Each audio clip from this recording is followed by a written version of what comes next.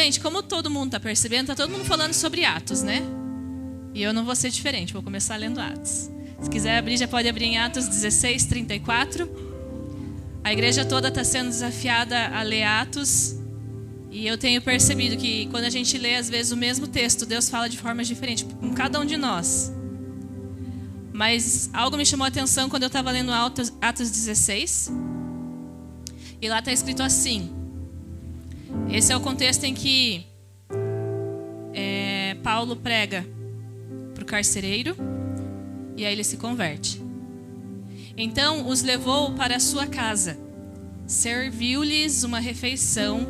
E com todos os da sua casa alegrou-se muito por haver crido em Deus. Isso me chamou a atenção e fez pensar.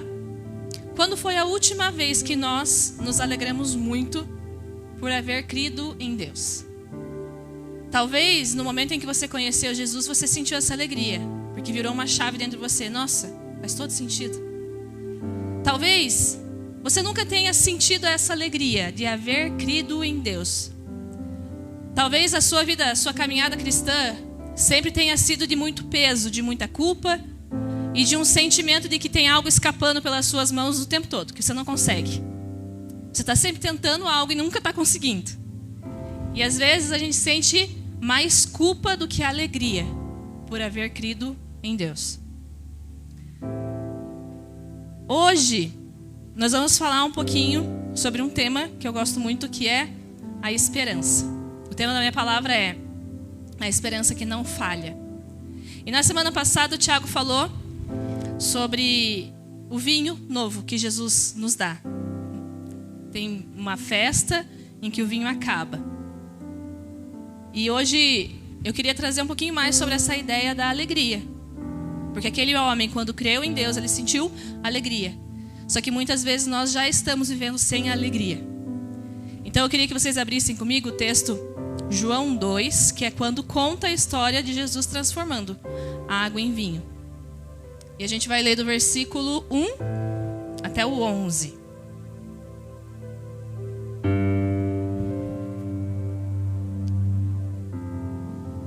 No terceiro dia houve um casamento em Caná da Galileia. A mãe de Jesus estava ali. Jesus e seus discípulos também haviam sido convidados para o casamento. Tendo acabado o vinho, a mãe de Jesus lhe disse: eles não têm mais vinho. Respondeu Jesus: que temos nós em comum, mulher? A minha hora ainda não chegou. Sua mãe disse aos serviçais: façam tudo o que ele lhes mandar. Ali perto havia 6 potes de pedra, do tipo usado pelos judeus para as purificações cerimoniais. Em cada pote cabia entre 80 e 120 litros. Disse Jesus aos serviçais: encham os potes com água. E os encheram até a borda. Então lhes disse: agora levem um pouco do vinho ao encarregado da festa. Eles assim o fizeram. E o encarregado da festa provou a água que fora transformada em vinho, sem saber de onde este viera, embora o soubessem os serviçais que haviam tirado a água. Então chamou o noivo e disse: todos servem primeiro o melhor vinho, e depois que os convidados já beberam bastante, o vinho inferior é servido. Mas você guardou o melhor até agora. Este sinal miraculoso em Caná da Galileia foi o primeiro que Jesus realizou. Revelou assim a sua glória, e os seus discípulos creram nele. É muito provável, gente, que os anfitriões daquela festa iriam passar vergonha se Jesus não estivesse lá. Não ia? Eles iam passar vergonha, eles iam decepcionar os convidados deles. Eles estavam dando uma festa de casamento e o vinho, que era algo muito importante, tinha acabado. Eles serviram tudo o que eles tinham e ainda assim não foi suficiente. Isso me fez pensar, e eu queria que você imaginasse que a sua vida é a festa.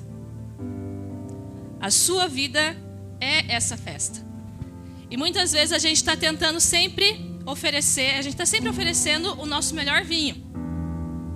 A gente já começou a oferecer o nosso melhor vinho desde que a gente nasce. A gente está o tempo todo tentando causar uma boa impressão para todas as pessoas que vivem perto da gente. A gente está tentando ter bons relacionamentos, a gente está querendo que as pessoas gostem da gente. Nós estamos tentando dar uma boa impressão. Quando a gente dá uma festa, a gente quer que as pessoas pensem bem da gente, não é? E muitas vezes, e talvez você esteja decepcionando as pessoas ao seu redor. Talvez você está oferecendo tudo que você tem e ainda assim você está decepcionando as pessoas. Talvez você tente ser um bom pai, talvez você tente ser uma boa mãe, talvez você tente ser um bom amigo, talvez você tente ser um bom empresário, talvez você tente ser um bom cristão, mas você sente que você está sempre decepcionando as pessoas, porque você está sempre falhando. Você nunca está conseguindo dar um vinho assim tão bom. E os nossos convidados, assim como aconteceu naquela festa, eles vão se impressionar, mesmo quando a gente começar a oferecer um vinho que não é o nosso próprio vinho. É o vinho de Deus, quando Ele nos toca. A gente está o tempo todo tentando oferecer um bom vinho, mas os nossos convidados vão se impressionar mesmo quando a gente oferecer um vinho que não é nosso, que foi o vinho que Jesus transformou na nossa vida. Estão comigo? A alegria de Jesus é muito melhor do que qualquer coisa que a gente produza naturalmente. Nós estamos o tempo todo tentando produzir coisas naturalmente, mas quando a gente experimenta do vinho de Jesus, é muito melhor. E pensando sobre isso, eu pensei que aqui no nosso espaço pode ser que a gente tenha 3 tipos de pessoas. Existem as pessoas que já perceberam que o vinho acabou, que são as pessoas que estão no fundo do poço, que já experimentaram de tudo nessa vida e perceberam que nada disso está satisfazendo. Você já procurou Deus em todos os lugares aí fora e nenhum desses lugares preencheu esse buraco que tem dentro da gente. Talvez você seja essa pessoa que você percebeu, não tem mais alegria disponível para mim. Mesmo as melhores coisas que Deus já me deu, eu ainda não estou sentindo alegria. E existe um outro tipo de pessoa que provavelmente é aquele que não sentiu falta do vinho ainda. A tua vida está tudo muito bem, você está super bem, você não está sentindo falta de nada. Tudo que você tem está sendo suficiente para você e você nem pensa que você precisa de Deus. Você está sendo muito bom sozinho. Está tudo certo, não tem nada fora do lugar. Estou feliz, tenho uma boa casa, tenho uma boa família, tenho uma boa profissão, tenho bons filhos. Eu não preciso de Deus. Talvez seja essa a sua realidade. Mas talvez você seja um outro tipo de pessoa, terceiro tipo de pessoa, que ainda tem vinho. Eu ainda tenho alegria nas coisas que Deus me deu. Eu tenho alegria, satisfação, prazer, lazer nas coisas que Deus me deu. Mas ainda assim eu sei que lá no fundo, está me faltando alguma coisa. Eu me divirto muito com os meus filhos. Mas chega no final do dia, eu percebo, tem algo maior. Jesus deve ter algo melhor para me dar, ainda melhor. E a gente fica intercalando. Eu bebo um pouquinho do meu vinho, eu bebo um pouquinho do vinho de Deus. A verdade é que a gente não precisa esperar um momento em que o nosso vinho acaba completamente para a gente começar a experimentar o vinho de Deus. A gente não precisa ser como aquela pessoa lá que ofereceu o melhor vinho e só quando acabou que ela percebeu que existia um vinho melhor. Nós não precisamos chegar num lugar do fundo do poço para procurar Deus. Nós podemos procurar Deus quando as coisas estão bem também. Certo? Sair do fundo do poço é muito mais difícil, não é? Nós podemos procurar Deus quando nós estamos bem, porque nós sabemos que existe uma alegria disponível, muito mais profunda, muito mais verdadeira. Prefira o vinho de Jesus do que o teu. Não tem problema nenhum você ter alegria nas suas coisas, mas busque uma alegria mais profunda. Aí, pensando sobre essa ideia de transformar a água em vinho, a primeira questão que eu quero falar é que existe um momento na nossa vida em que a gente percebe que falta vinho. E a gente percebe também que a gente não sabe produzir vinho. Já tentaram produzir vinho? Tem gente que sabe, que trabalha com isso, mas vamos pensar aqui. Muitas vezes nós estamos tentando produzir o vinho na força do nosso braço. Ai, acabou o vinho da minha vida, eu vou correr atrás de um vinho. Eu preciso produzir isso. E daí quando a gente percebe que a gente não consegue produzir, a gente se desespera, a gente percebe, eu não sou Jesus, eu não tenho o poder de fazer milagre, eu não posso transformar água em vinho. E a gente fica num momento na nossa vida em que a gente perde totalmente a esperança. E é agora que eu entro no tema da nossa palavra. Um momento em que a gente não tem esperança de que as coisas melhorem. Existe um momento que muitas vezes a gente está na nossa vida e a gente perde totalmente a esperança. Porque nós não conseguimos, na força do nosso braço, elaborar o vinho. Tem um texto do C.S. Lewis, uma frase que eu trouxe. Fazia tempo que eu não trazia C.S. Lewis para vocês. Nenhum homem sabe o quanto é mal até que tente ser bom. Você não descobre a força do vento se você se esconder dele, mas apenas se você tentar andar contra ele. A gente só vai perceber como a gente é ruim quando a gente tentar ser bom, pela força do nosso braço, não é? Mas se você já buscou genuinamente ser bom, muito provavelmente você sabe o quanto você não consegue fazer isso. Existe dentro de nós uma maldade. Na força do nosso braço, a gente não consegue deixar de ser mal. A gente não consegue transformar água em vinho. E aí eu trouxe qual é o contexto de esperança. O que significa esperança? Por enquanto, está todo mundo entendendo o que eu estou querendo dizer? Uma hora a gente chega em algum lugar. Pera lá. Estamos construindo juntos. Esperança é o sentimento ou a expectativa positiva de que algo desejado ou positivo aconteça no futuro.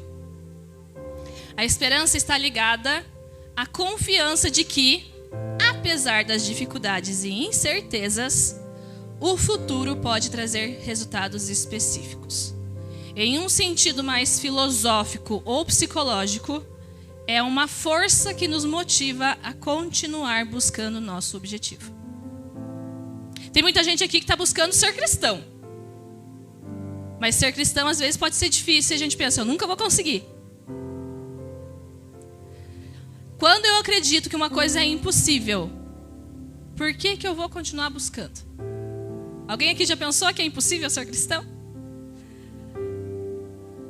Aí na imersão que a gente teve na semana passada com a liderança, eu ia pregar sobre coragem.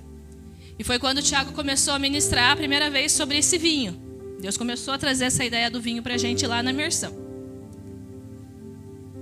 E eu me permiti usar a minha imaginação santificada e transformar o primeiro milagre de Jesus em uma parábola. Foi um milagre, aconteceu. Jesus transformou a água em vinho. E eu me permiti, não sei se isso pode, mas eu fiz, de transformar o primeiro milagre de Jesus em uma parábola. Então vamos lá. Eu estava aqui orando, o Tiago estava orando atrás de mim, eu estava vendo o pessoal que estava sentado, e daí Deus falou assim: cada uma dessas pessoas é um pote cheio de água. Então cada um de vocês é um pote cheio de água, que não consegue se transformar em vinho. Às vezes a gente é um pote cheio de água, a gente deseja ser vinho, mas a gente não sabe o que fazer para ser vinho. Potes que desejam carregar vinho, mas que só carregam água. Na melhor das hipóteses, nós somos potes com uma água que não tem cheiro, não tem cor, não tem sabor. Sem graça. Tem gente que gosta de tomar água. Eu sei que o Lucas Gusto toma uns 5 litros por dia. O Duan toma também. Tem gente que gosta. Mas eu não suporto. Tem gente que está com pedra no rio porque não toma água. Eu e o Júnior não tomamos água. Na melhor das hipóteses, você é um pote cheio de água. Algumas pessoas gostam de você, outras não gostam muito. Essa que é a verdade. Mas na pior das hipóteses, você é um pote cheio de água que está suja. Que não está boa para tomar. Que está contaminada. E talvez quando as pessoas te tomam, quando as pessoas te experimentam, tem até uma intoxicação. Tão feio que está o negócio. Tem gente que se sente assim. Mas a verdade é que sendo uma água limpa ou sendo uma água suja, sendo água, a gente não tem poder de nos transformar em vinho. Certo? Quando a gente lê Atos, gente, a gente pensa, nossa, como eu queria ser que nem Paulo, que nem Pedro. Já pensaram isso lendo Atos? Meu Deus, olha só isso daqui. E a gente fala, não é possível. O cara foi largado na rua porque eles acharam que ele estava morto. Ele se levantou e voltou a pregar. Quando que a gente vai chegar num nível de coragem dessa? E a gente se sente humilhado lendo Atos. Eu me sinto. Eu leio Atos e falo, caramba, eu acho que eu não cheguei nem um décimo daquilo que eles viveram. Talvez você se sinta humilhado quando você olha outros cristãos e você pensa, nossa, eu queria ser igual àquela pessoa. Aquela pessoa tem habilidade para perdoar. Aquela pessoa tem habilidade para ser humilde. Aquela pessoa, meu Deus. Só que quando a gente olha para essas pessoas, muitas vezes o que a gente sente é que a gente não está perto. Quando a gente olha algumas pessoas, quando a gente lê algo na Bíblia, muitas vezes a gente pensa que há um abismo que é impossível de eu superar. Tem um buraco aqui imenso que eu não consigo atravessar. Eu não vou conseguir ser que nem essa pessoa. Se Deus quer que eu espere que eu seja que nem Paulo, que nem Pedro, o que eu vou fazer para chegar lá? Tem um abismo. Já sentiram isso? A gente sabe, gente, que nós carregamos água. Nós somos os potes cheios de água. Limpa ou suja, mas somos cheios de água. A gente sabe que se a gente fosse vinho, quando as pessoas nos experimentassem, eu achei legal essa ideia que a gente estava falando. Eu ia pregar sobre coragem. E daí a gente começou a falar sobre vinho. E daí eu lembrei, nossa, quando as pessoas tomam vinho e ficam bêbadas, elas ficam tão corajosas, né? Não é? O vinho deixa a gente corajoso. O vinho deixa a gente alegre. E eu comecei a perceber isso, que se a gente fosse vinho, quando as pessoas nos tomassem, elas iam ser cheias de coragem, cheias de alegria. Provavelmente era isso que Pedro e Paulo passavam. Caramba, ele morreu. Não, ele não morreu, ele está pregando de novo. E as pessoas viam isso e pensavam, nossa, eu posso ter essa mesma coragem que ele tem.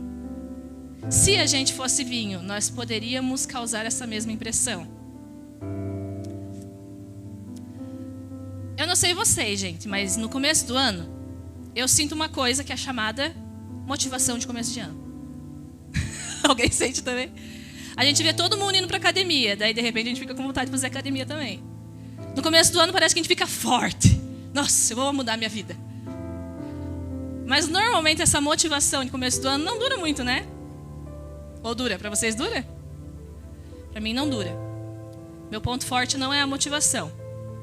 Mas, no começo do ano eu decidi que eu queria começar a correr. Aí eu estava pensando, por que é tão difícil para mim correr? Eu não sei se alguém aqui gosta de correr? 2 pessoas. 3. Eu gosto, sabe qual parte de correr que eu gosto? Estava falando hoje na mesa. A parte que eu termino de correr. É a melhor parte. A única parte boa é quando eu termino, que eu penso, ufa, terminei. Aí eu comecei a pensar, por que é tão ruim para mim correr? Aí eu percebi que eu tenho um problema com objetivos a longo prazo. Eu não gosto de coisa que vai demorar muito para eu alcançar. Eu gosto de coisa que eu resolvo agora. Tenho um problema, resolvo, pronto, resolvido. Eu não gosto de ter abas abertas na minha cabeça. Daí eu fiquei pensando, é por isso que eu não gosto de correr. Porque daí eu penso, daqui 6 meses eu vou ficar melhor do que eu estou hoje. Se eu pensar daqui 6 meses, eu já desisti. É muito longe, entendeu? E daí eu comecei a perceber, então eu não vou pensar que a minha corrida é um objetivo a longo prazo. Eu vou pensar que a minha corrida é a curto prazo. Meu objetivo não é correr durante 6 meses. Meu objetivo é correr 20 minutos durante uma semana. Eu mudei, vocês estão entendendo? Eu espero que em 6 meses eu consiga manter o meu objetivo toda semana. Mas o meu objetivo não é a longo prazo, é a curto prazo, e isso faz com que eu consiga correr. E daí, a gente está até comparando, eu e o Thiago, né? O Thiago, ele fala que ele precisa forçar o corpo dele para ir além. Eu penso, se eu forçar o meu corpo para ir além, já no segundo dia eu já não quero mais, porque eu não quero ir além. Eu quero o mínimo. Tá entendendo? Para eu conseguir pensar que eu vou correr amanhã, hoje tem que ser fácil. Porque se for muito difícil, amanhã eu já não vou querer. Quando eu estou correndo, eu corro 20 minutos, exatos. Eu estou correndo, eu sou tentada a olhar no relógio. Aí eu penso, eu não vou olhar no relógio, porque se eu ver, eu estou cansada, se eu ver que passou só 5 minutos, eu vou sofrer. Então eu não olho, eu só fico correndo quando eu sei que mais ou menos passou ali um bom tempo, aí eu vejo o relógio. Para você ver o nível de motivação que eu não tenho. Eu estou fazendo várias coisas para conseguir.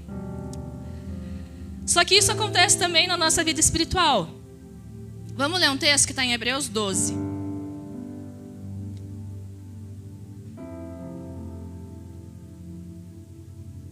Portanto, também nós, uma vez que estamos rodeados por tão grande nuvem de testemunhas, livremos-nos de tudo o que nos atrapalha e do pecado que nos envolve e corramos com perseverança a corrida que nos é proposta.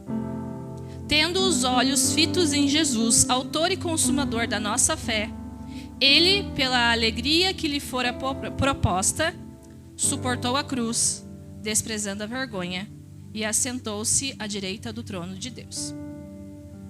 Esse texto Deus está falando comigo já faz alguns tempos, acho que desde o ano passado.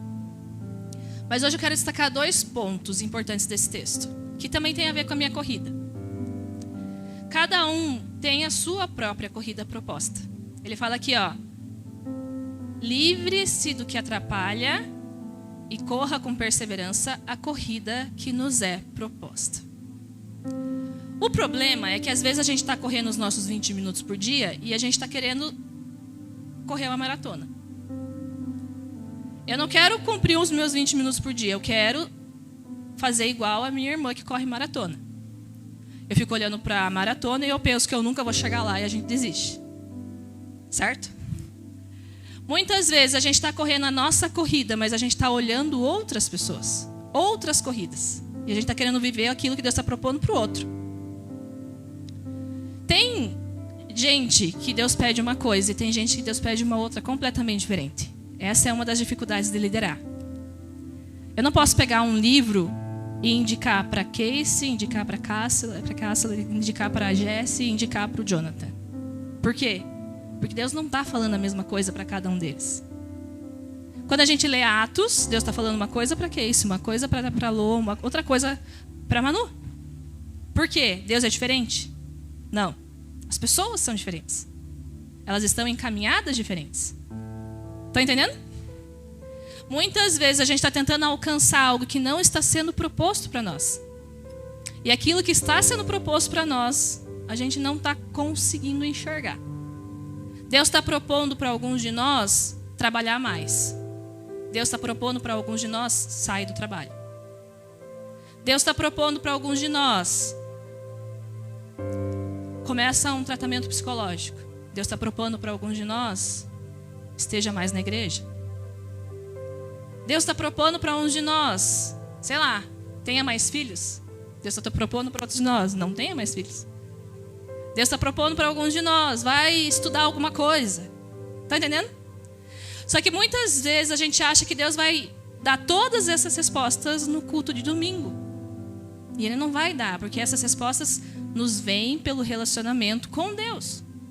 Deus só vai falar o que Ele espera de você, se você sentar, ler a Bíblia e orar a respeito disso. E buscar o que Deus está propondo para você, no teu relacionamento com Ele. Então, cada um tem a sua própria corrida proposta. E Jesus só suportou a cruz, porque Ele tinha esperança. Vocês viram o que eles falaram aqui? Ele, pela alegria que lhe fora proposta, suportou a cruz. Muitas vezes nós não temos esperança, porque nós não sabemos qual é a alegria que está sendo proposta para nós lá no fim da nossa corrida. Nós precisamos perguntar a Deus qual é a alegria que está sendo proposta para mim. O que tem lá na frente me esperando? Nós precisamos entender qual é a alegria proposta. Por que eu estou falando tudo isso? Por causa dessa falta de motivação. Vamos ler outro texto, Romanos 15. Que o Deus da esperança os encha de toda a alegria e paz por sua confiança nele, para que vocês transbordem de esperança pelo poder do Espírito Santo. 2 palavras que eu chamei a atenção aqui, esperança e poder do Espírito Santo. Para ter esperança, nós dependemos do poder do Espírito Santo em nossas vidas. É Deus que transforma de nada para alguma coisa. Sabe por que a gente cansa na nossa corrida? Porque nós direcionamos o nosso esforço para executar as coisas que, na verdade, quem faz é Deus e não nós. Nós gastamos a nossa energia tentando fazer algo que nós não conseguimos fazer. Vou trazer alguns exemplos, calma. Em Romanos 8, 28 fala assim, ó: sabemos que Deus age em todas as coisas para o bem daqueles que amam a Deus, dos que foram chamados de acordo com o seu propósito. Sabemos que Deus age em todas as coisas para o bem daqueles que amam a Deus. A gente gasta a nossa energia tentando fazer as coisas cooperarem para o nosso bem. E a gente não gasta a nossa energia tentando amar a Deus. Concorda comigo? Outro texto. Salmo 7:10 fala assim: o meu escudo está na mão de Deus, que salva o reto do coração. A gente gasta a nossa energia tentando segurar um escudo, quando a gente devia gastar energia para ficar pertinho de Deus, porque Ele que está segurando o escudo. Tá entendendo? Acontece ou não acontece? A gente está o tempo todo se protegendo, e na verdade a nossa energia não deveria ser em estar se protegendo, mas em estar perto de Deus, porque Deus tem um escudo. Outro texto. Portanto, esse aqui é legal. Olha só o que a gente faz. Portanto, submetam-se a Deus, resistam ao diabo e ele fugirá de vós. Sabe o que a gente faz? A gente resiste a Deus, se submete ao diabo e espera que ele vai fugir. A palavra fala: submetam-se a Deus e resistam ao diabo. A gente resiste a Deus e se submete ao diabo. E as coisas dão errado. Nunca aconteceu isso com vocês? Resistir ao que Deus está falando e cair na armadilha do diabo? Outro texto que eu gosto muito: confie no Senhor de todo o seu coração, não se apoie no seu próprio entendimento, reconheça o Senhor em todos os seus caminhos e Ele endireitará as suas veredas. A gente gasta a nossa energia endireitando as nossas veredas, em vez de confiando em Deus. E daí a gente cansa. E daí a gente percebe: por que eu estou patinando e não estou chegando a lugar nenhum? Porque nós estamos fazendo coisas, tentando fazer coisas que não é para nós fazer. Tá entendendo? E o último versículo que eu quero dar o exemplo é o nosso texto da nossa igreja. Fala assim, ó: deixem-se encher pelo Espírito, falando entre si com salmos, hinos e cânticos espirituais, cantando e louvando de coração ao Senhor, dando graças constantemente a Deus Pai por todas as coisas em nome do nosso Senhor Jesus Cristo. Isso está em Efésios 5:18. Aqui não tem o contraponto para a gente poder comparar, mas tem um outro texto que fala que o fruto do Espírito é amor, alegria, paz, paciência, amabilidade, bondade, fidelidade, mansidão e domínio próprio. E daí a gente fica tentando desenvolver em nós amor, alegria, paz, paciência, amabilidade, bondade, fidelidade, mansidão e domínio próprio. A gente fica tentando, e a gente fica tentando, e a gente fica tentando, e a gente fica não conseguindo. O que a gente tem que fazer em vez de tentar desenvolver os frutos? A gente precisa se encher do Espírito. Porque é o Espírito que nos move, nos transforma. A gente gasta energia tentando gerar frutos, e quando na verdade a nossa energia deveria ser em deixar o Espírito nos encher. Isso me chama a atenção também. Fala assim, ó: deixem-se encher pelo Espírito. A palavra deixar parece mais fácil do que impedir. Parece mais fácil deixar do que impedir. Não parece? Se estivesse falando assim: impeçam que alguém entre na sua casa. É difícil, não é? Eu impedir que alguém entre, eu tenho que fazer uma força para a pessoa não entrar. A palavra deixem parece que é mais fácil, vem. Por que, gente, que parece ser mais fácil? Porque Ele quer nos encher. A gente só precisa deixar. Amém? Então, o primeiro ponto que eu quis mostrar para vocês é: a gente precisa reconhecer que a gente não sabe transformar água em vinho. A gente tenta, mas a gente não consegue. A gente se frustra e a gente desiste, porque é cansativo demais transformar água em vinho. Alguém aqui já conseguiu encontrar essa alegria fora de Jesus? Essa alegria profunda, satisfatória? Tá, Gil, beleza, entendi. Então eu sou água, não consigo produzir água. O que eu faço então? Aí nós vamos para o segundo ponto. Tem um texto que eu li que é de Tomás de Kempis. Acho que é um cara, muito tempo atrás. E ele fala assim, quando encontramos qualquer dificuldade, rapidamente esmorecemos e nos voltamos para as consolações humanas. Fiquei pensando, o que será que é essas consolações humanas? Aí eu pensei assim, é verdade. Eu descobri que eu sou água. Eu descobri que eu sou um fracassado, arruinado, sem valor. Ninguém me ama, ninguém me quer. Tá tudo dando errado e eu tô cansado e eu tô sem esperança. Chegamos nesse lugar, certo? O que nós fazemos quando nós encaramos esse lugar? Qual que é o nosso próximo pensamento? O que vem na sequência disso? A gente pode pensar assim, mas eu não sou a única pessoa que se sente assim. Tá tudo bem. É melhor aceitar do que vai doer menos. Eu aceito que dói menos. Já pensaram dessa forma? Isso é uma consolação humana. A gente encara que a gente é um pote cheio de água, sem graça, sem vida, sem valor.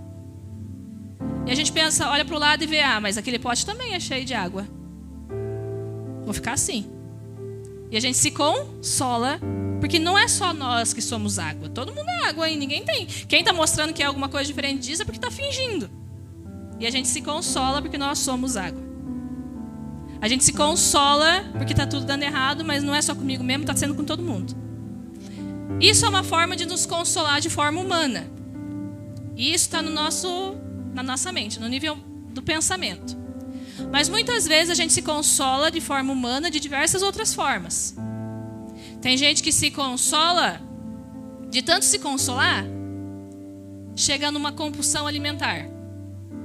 Tem gente que de tanto se consolar, vira consumista e gasta todo o dinheiro e se endivida.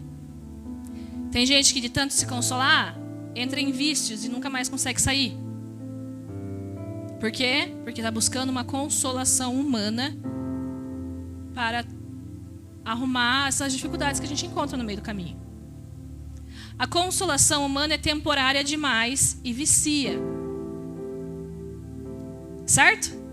Aí a continuação da frase do Tomás de Kempis é assim, se tentássemos, no entanto, permanecer firmes como soldados corajosos na batalha, a ajuda do Deus da eternidade certamente nos sustentaria.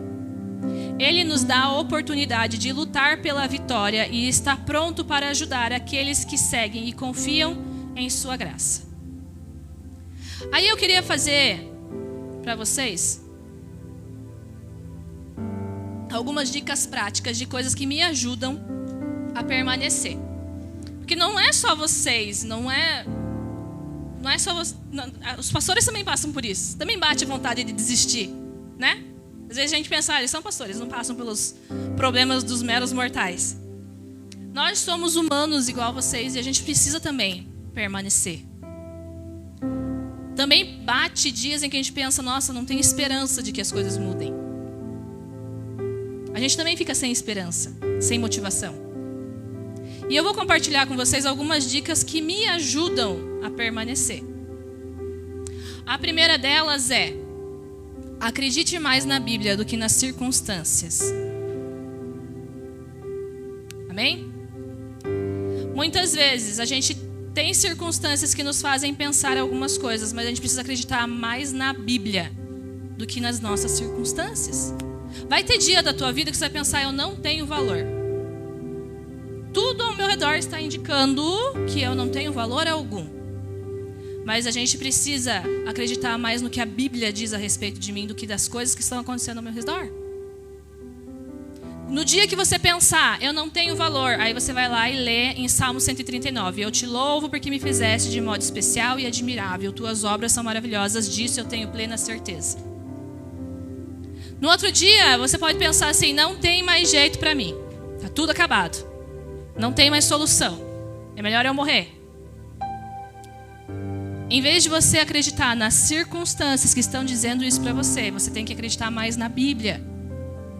Em Atos 10, 34 fala assim: Agora eu percebo verdadeiramente que Deus não trata as pessoas com parcialidade, mas de todas as nações aceita todo aquele que o teme e faz o que é justo. Não tem mais jeito? Aí você lê, não, mas Deus aceita todo aquele que teme Ele.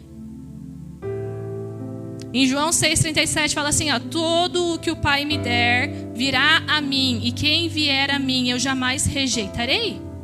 Como assim não tem mais jeito se a Bíblia está falando que Deus não vai me rejeitar?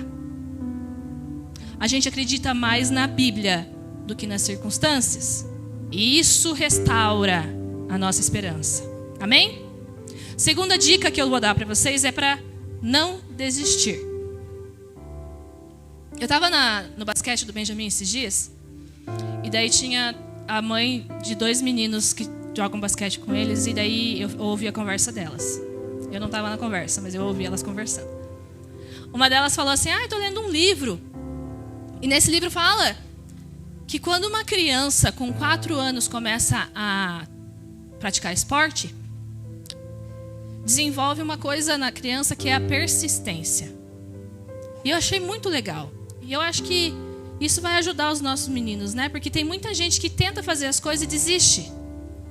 E se ele fizer um esporte, ele vai ter que continuar fazendo. No dia que ele estiver bem, no dia que ele estiver mal, no dia que ele perder a campeonato, no dia que ele ganhar, ele vai continuar. E isso vai desenvolver ele para a vida adulta. Aí eu fiquei encafifado com aquilo. Eu falei, verdade. Continuei pensando sobre isso. E um outro dia no Instagram eu vi uma psicóloga falando uma coisa bem importante. Eu vou ler o que está escrito lá. Nossas crenças sobre a vida são enraizadas principalmente na infância, quando o nosso cérebro está se desenvolvendo e a personalidade se formando. E essas crenças não são facilmente transformadas. Talvez por isso que a gente fica às vezes patinando, porque tem coisas que nos ensinaram lá na nossa infância. Provavelmente eu mandei essa postagem para algumas pessoas aí. Tem coisas que nos ensinaram na nossa infância, ou que as circunstâncias da nossa vida nos ensinaram. Não foi nem eu adulto.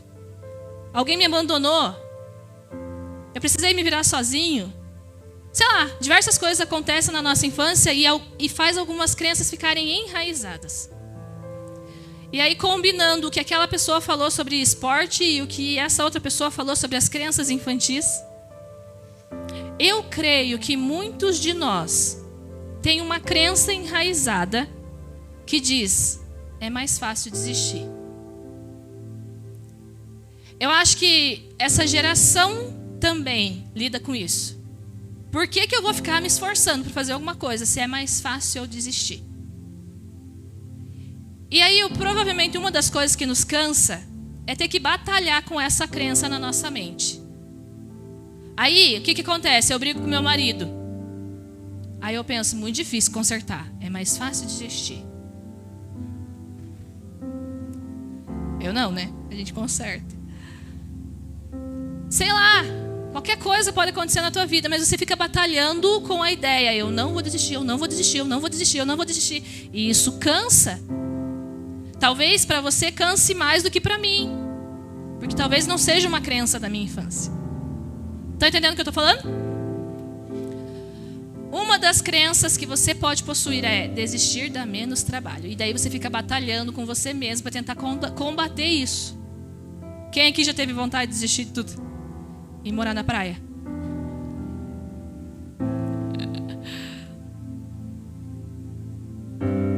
Quando a gente quer fazer um salto muito grande na nossa vida, quando a gente está correndo 20 minutos por dia e a gente quer ser uma maratonista, o que acontece?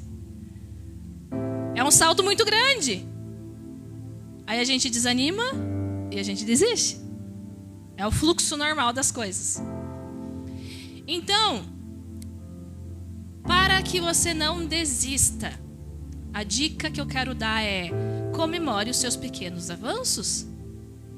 Talvez você não esteja onde você queria estar, mas você também não está onde você estava. Certo?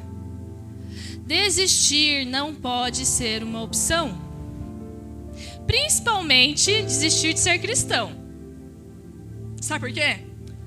Sempre que alguém fala pra mim assim, Gil, tô com vontade de desistir dessa coisa de fazer devocional, de ir pra igreja, Tô com vontade de desistir de ser cristão. Tem uma coisa que me lembra, uma música. Que é aquela música assim: pra onde eu irei, se eu não tenho pra onde voltar. Isso é uma das coisas que a gente devia pensar quando a gente está com vontade de desistir. Para onde que eu vou voltar, gente? Eu não conheço outro caminho agora. É um só. Jesus é o único caminho. Não tem para onde voltar. Quando se bater a vontade de voltar, pense: não tem para onde voltar. Esse é o único caminho de vida eterna. Não dá para voltar. Se você voltar, sabe o que vai acontecer? Você vai ser igual a um filho pródigo. O que aconteceu com o filho pródigo? Ele foi, mas ele precisou voltar porque não tinha para onde ele ir. Estão entendendo o que eu estou falando? Às vezes a gente pensa que tem um caminho ainda, mas depois que a gente conhece Jesus, a gente sabe que nada lá fora satisfaz. A gente sabe que vai ser um desperdício do nosso tempo. Provavelmente você vai ficar lá 1 ano, 2 anos, 3 anos, 4 anos, 5 anos. E vai ser 5 anos que você jogou fora. Aí o Tiago também falou, acho que era Stott que você falou? Que teve um arrependimento na vida, que foi não se converter antes. Piper. Porque os anos que ele não estava convertido, ele pensou que foi desperdiçado, porque ele não serviu para nada. Quando a gente encontra o caminho da vida eterna, não tem mais para onde a gente voltar. Todo o tempo que é longe de Deus vai ser um desperdício. Tá, mas como que eu não vou desistir, Gil? Eu não consigo fazer isso que você faz. Aí eu quero dar uma outra dica. Você não precisa ser perfeito. Você só precisa ser convicto. Nota isso, você não precisa ser perfeito. Você só precisa ser convicto. Você não precisa saber aonde você quer chegar. Nem eu sei onde que eu quero chegar, eu não penso no futuro. Penso só agora. Mas você precisa ter certeza que você está indo na direção certa. Estão entendendo? Estão comigo? Estão acordados? Então a primeira dica era: acredite mais na Bíblia do que em você mesmo. A segunda dica é: não desista. Mas essa segunda dica nos leva para a terceira dica, que é: pare de escolher o caminho mais fácil. Tem um vídeo que eu assisti esses dias no Instagram, depois eu fui procurar e não achei, aí eu acho que provavelmente achei o original. Que era um cara falando assim: as pessoas ficam falando pra gente sair da zona de conforto. Eu não quero sair da minha zona de conforto. Aonde que fica essa zona de conforto que eu nunca achei? Já viram esse vídeo? Se eu encontrar esse lugar, eu vou ficar lá, eu não quero sair mais. Foi uma piada, mas traz uma verdade. Qual é a verdade? A nossa zona de conforto não é um lugar confortável. A nossa zona de conforto é um lugar conhecido, mas confortável ela não é. É muito desconfortável. É um lugar de escravidão. É um lugar que você não consegue sair sozinho, mas não é confortável. A gente se torna escravo da nossa zona de conforto.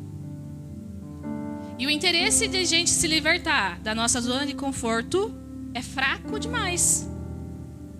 Os nossos pecados de estimação são a nossa zona de conforto. A gente não consegue sair desse lugar porque é confortável. Mas é um lugar onde nós somos escravos. E é por isso que a gente perde a esperança, porque a gente escolhe o caminho mais fácil. Tem gente que está dando umas respiradas fundas assim. Tá difícil de ouvir, gente? Vamos lá. Na imersão eu falei uma frase que eu quero falar de volta, que é do Santo Agostinho. A esperança tem 2 irmãs lindas: a indignação e a coragem. A indignação nos ensina a não aceitar as coisas como estão, e a coragem a mudá-las. Nós, às vezes, estamos na nossa zona de conforto e a gente fica indignado que as coisas não estão acontecendo do jeito que a gente planejou. Só que a indignação, por si só, ela é improdutiva. A gente não pode só se indignar. Estou indignado porque, sei lá, as coisas não estão acontecendo. A gente tem que se indignar, mas também tem que buscar a coragem que vai fazer eu conseguir mudar essa situação. Uma das coisas que eu acho muito legal em Atos é que Pedro, Paulo, todo mundo estava o tempo todo falando: orem para que Deus nos dê coragem para continuar pregando corajosamente a palavra de Deus. Nós não somos corajosos. A coragem vem de Deus. Se a gente só se indignar porque as coisas não estão acontecendo, a gente vai desistir.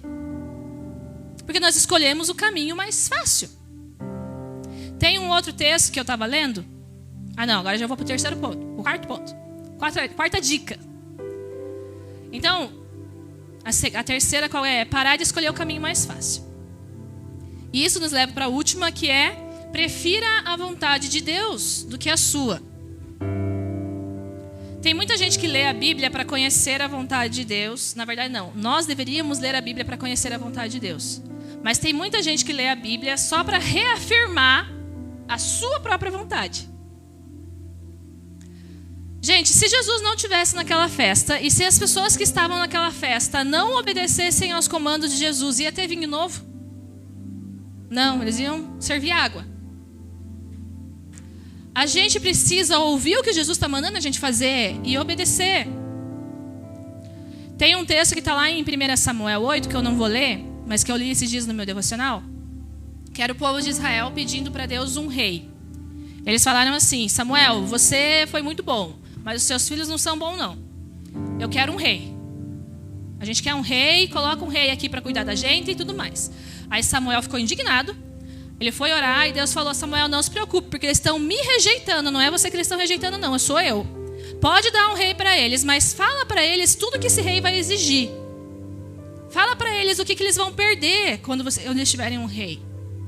Aí Samuel foi lá e falou para o povo: olha, Deus falou isso, não é o que ele quer. Aí o povo falou: não, mas nós queremos um rei sim, pode me dar um rei. Aí Deus deu um rei. Muitas vezes, quando a gente lê a Bíblia, a gente percebe qual é a vontade de Deus para nós e a gente escolhe a nossa própria vontade, porque é um caminho mais fácil. Aquele povo falou: não, eu não quero que Deus seja o meu rei, porque daí eu vou ter que me esforçar para ouvir o que Deus quer. Eu prefiro que uma outra pessoa seja o nosso rei, porque daí eu consigo falar cara a cara. E aí ele pode mandar em mim e eu vou obedecer. Tem muita gente que procura igreja porque não quer ter um relacionamento com Deus, quer que o pastor diga o que faz e o que não faz. Não existe, gente, vontade de Deus se a gente não perguntar para Deus através da palavra dele, não quiser conhecer ele. Então a gente precisa preferir a vontade de Deus. Gente, tem uma coisa que acontece que é a nossa resistência à vontade de Deus torna o fardo pesado. Agora, quando a gente obedece e a gente se submete a Deus, o fardo fica leve. O fardo de Deus só é pesado quando eu não quero que coloquem sobre mim. Quando eu decido me colocar, ele se torna leve. Vamos ler o texto, gente? Está em Mateus 11. Quando você se alegra por estar colocando debaixo do fardo de Jesus, quando você decide isso, você gosta até de ser corrigida. Quando você lê a Bíblia, você fala: nossa, que pancada no meu estômago. Você gosta, faz bem, traz alegria, traz paz. Quem já experimentou isso? Por que a gente gosta da repreensão de Deus? Porque a repreensão é sinal de que Deus me ama.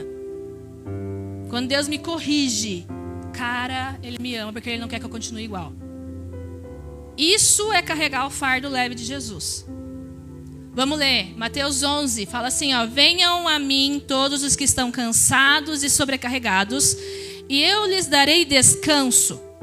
Tomem sobre vocês o meu jugo e aprendam de mim, pois sou manso e humilde de coração, e vocês encontrarão descanso para suas almas, pois o meu jugo é suave e o meu fardo é leve. Então, vamos retomar os 4 pontos. Eu não sou água, Gil. Eu já entendi que eu não sou água. O que eu faço então? Por que eu dei essas 4 dicas? Se você não é água e você não tem poder de se transformar em água, o que você precisa fazer? Ficar perto de Jesus, porque Jesus transforma água em vinho. Só que a gente não fica perto de Jesus, a gente é tentado a sair de perto de Jesus. Essas dicas foi só para você continuar perto de Jesus, enquanto a tua água não se transforma em vinho. Porque a única chance da tua água se transformar em vinho é se você ficar perto de Jesus. Se você desistir dele, já era. Lá fora, a água vai continuar sendo água. Certo?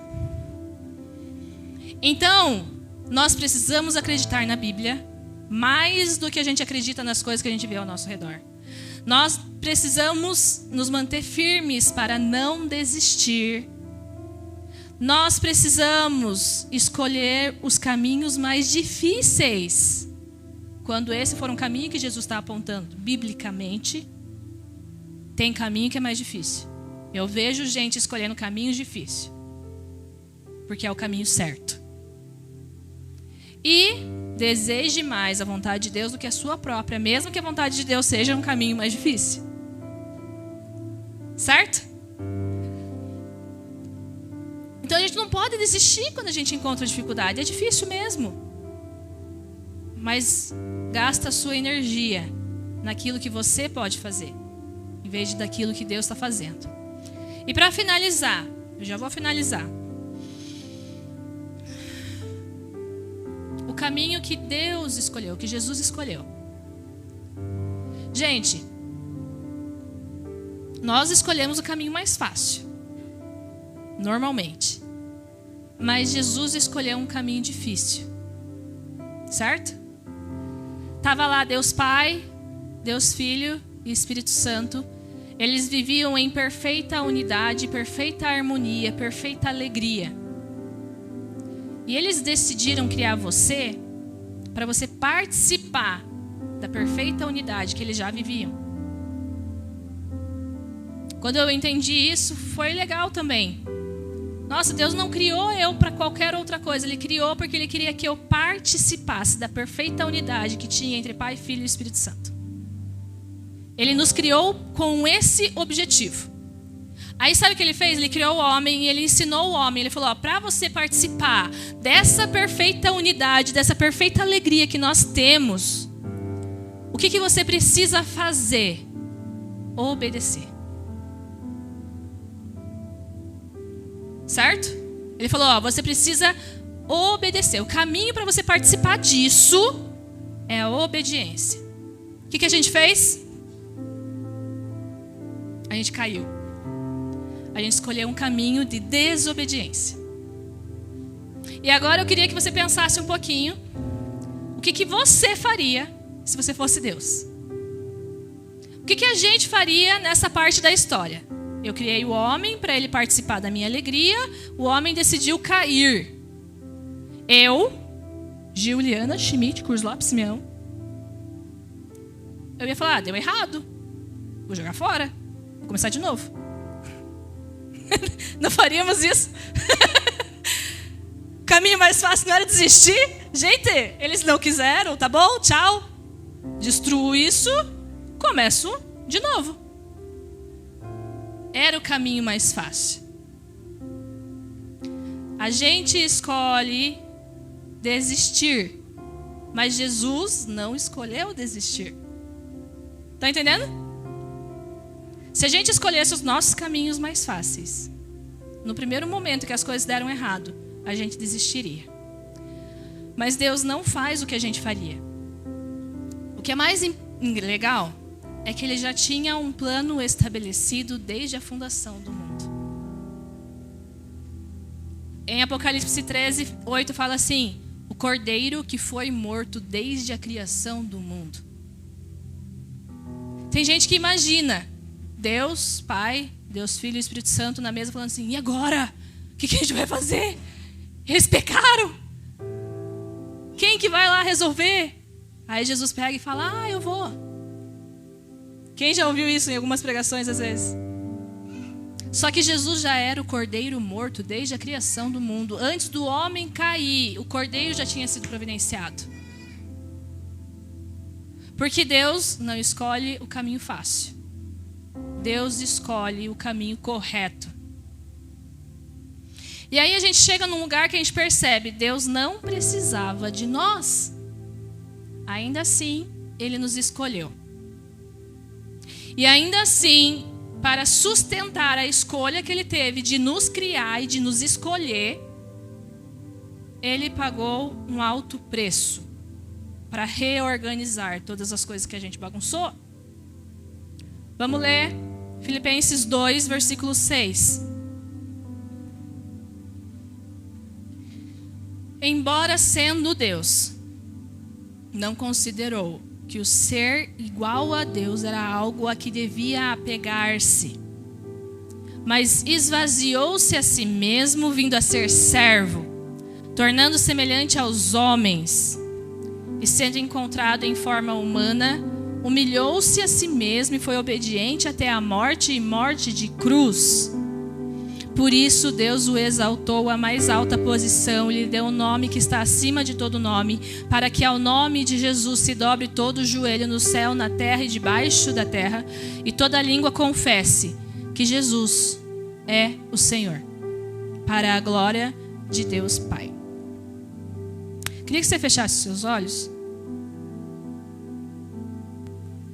E a minha pergunta hoje é: o que você está disposto a fazer hoje para permanecer em Cristo?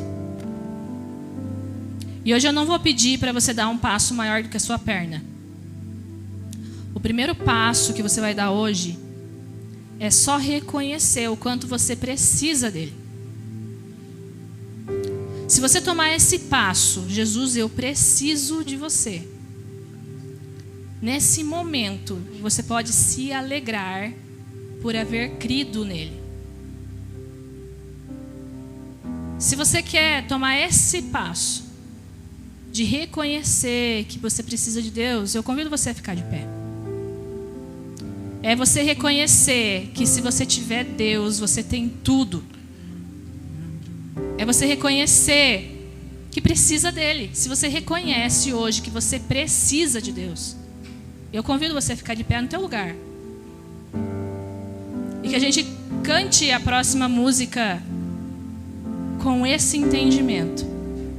Mas se você está cansado, se você está sobrecarregado, e você quer responder ao chamado de Jesus, que fala assim: venham a mim todos os que estão cansados e sobrecarregados, e eu lhes darei descanso, eu lhes darei alívio.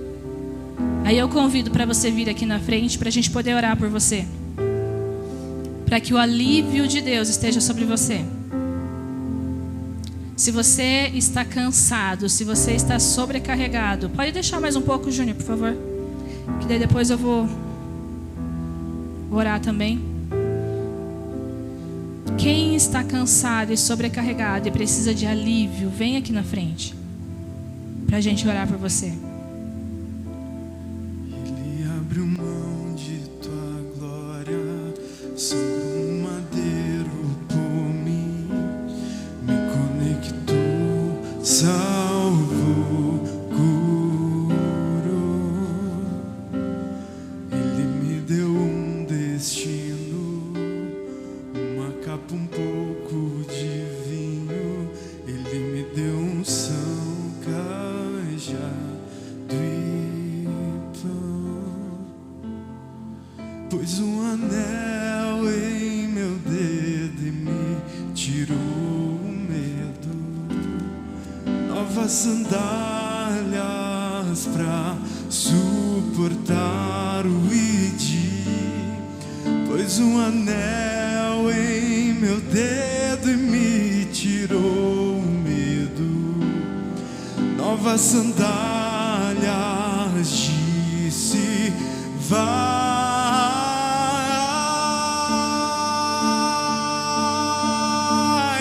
E eu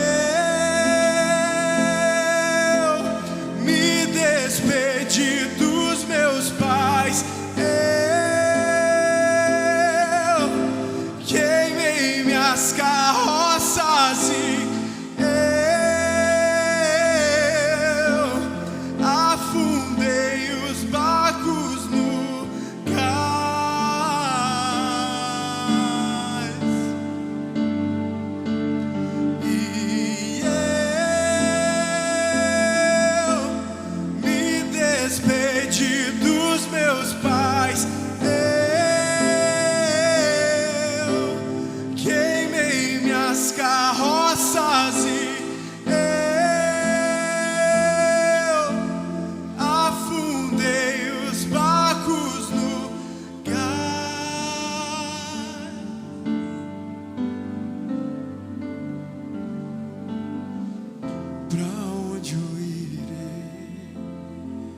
Se eu não tenho pra onde voltar, só tenho você, Deus.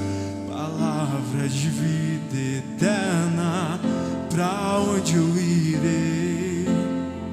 Se eu não tenho pra onde voltar, só tenho você, Deus. Palavra de vida eterna, pra onde eu irei? Se eu não tenho pra onde voltar, só tenho você, Deus. Palavra de vida eterna, pra onde eu irei? Se eu não tenho pra onde voltar, só tenho você, Deus. Palavra de vida eterna. Gente, depois que eu termino o meu esboço, eu tenho uma prática de pegar todos os textos bíblicos e orar em cima deles. E eu queria ler a oração que eu escrevi, e eu queria que vocês concordassem, caso vocês queiram isso para vocês. Então eu queria que você escolhesse a posição onde você mais fique concentrado. Se for de olho aberto, de olho aberto. Se for de olho fechado, de olho fechado. Se for sentado, beleza. Se for de pé, se for deitado. Se concentra na minha oração. E se você concordar com ela, eu quero que você concorde, tá bom? São umas 3 páginas de oração. Mas vai ser mais rápido do que a pregação. Isso eu garanto. Jesus, que todos os que creem em Ti hoje sintam muita alegria. A alegria que talvez nunca sentiram até hoje. Alegria pelo entendimento de estar próximo da fonte inesgotável. Nos dá consciência de que só há esperança verdadeira em Ti. Que a gente se alegre como alguém que encontrou um tesouro, que vendeu tudo que tinha para comprar o terreno, Pai. Restaura em nós a alegria da salvação.